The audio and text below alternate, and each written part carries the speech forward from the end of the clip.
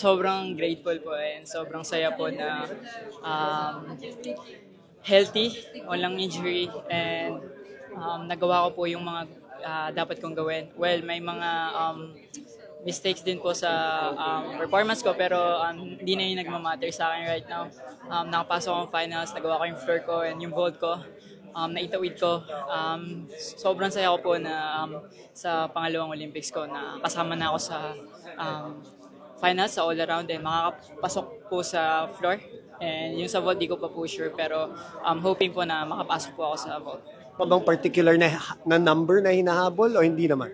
Wala naman po. Goal lang po talaga today makapasok sa all-around finals and sa floor of course. Binabahan ko rin po yung floor ko for para sure and safety po na hindi ko i-gamble yung all-around ko rin. And syempre, safe na makapasok sa finals. Ayun po yung ginawa ko today. And sa vault din po, nag-adjust po ako kasi sa practice po hindi ko po magawa yung personal na gusto kong vault. Pero overall po, wala naman po akong iniisip na number. Basta makapasok po sa finals and then let's see sa finals po anong mangyayari. Yung una, no, after the floor, ang ganda ng reaction mo. Parang you felt good about that. Tapos yung last din, na talagang nakita ng tao, ang saya nung nakita nila, napanood nila. Yun ba, tama ba yung pagkakaintindi namin doon? Masaya ka with those? At saka ano pa yung, kumbaga, nag-satisfy para sa'yo? Yung wala pong big mistakes, yung laglag.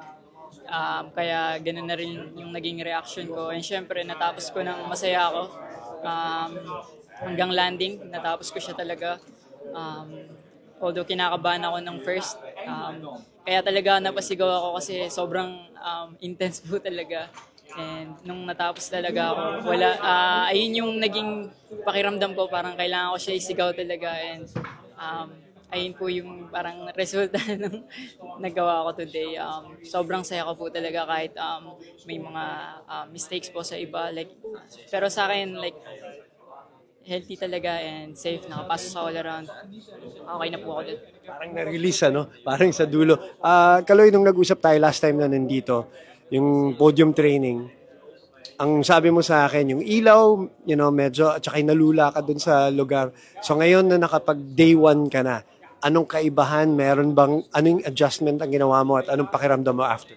Siguro po yung tao, grabe, pagpasok, parang po ako, nabigla po ako. Grabe, sobrang daming tao. Yan, pero after po talaga kasi ng floor ko, medyo nag-die down yung yung pagkakaba ko po eh. So, doon na medyo nakokontrol ko na po yung galaw ko and yung performance po na ginawa ko. Yung ilaw, kumusta? Yung ilaw, wala na akong problema. Sa tao po, medyo ang dami pong tao. Medyo naririnig ko, ang lakas ng sigaw po nila eh. So, ayun din po. Today, good learning din po para sa akin yan. Mga Pinoy, last one. Yung mga Pinoy na nasa crowd, maingay sila.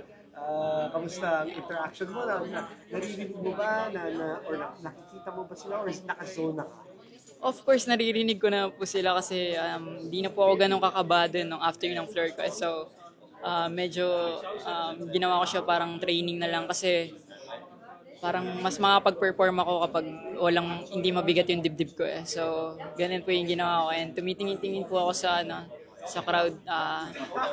Sinasoak in ko po lahat talaga yung moment and yung experience ko dito sa Olympics kasi syempre pangalawa and syempre may mga crowd na rin po. Iba rin po talaga yung experience na ganito po. Sarap, no? Sobra po. Nakaka-relief po after po. Sarap na sarap kami sa panonood sa iyo, Kaloy. Congratulations ha. Pahinga. Good luck. Thank you.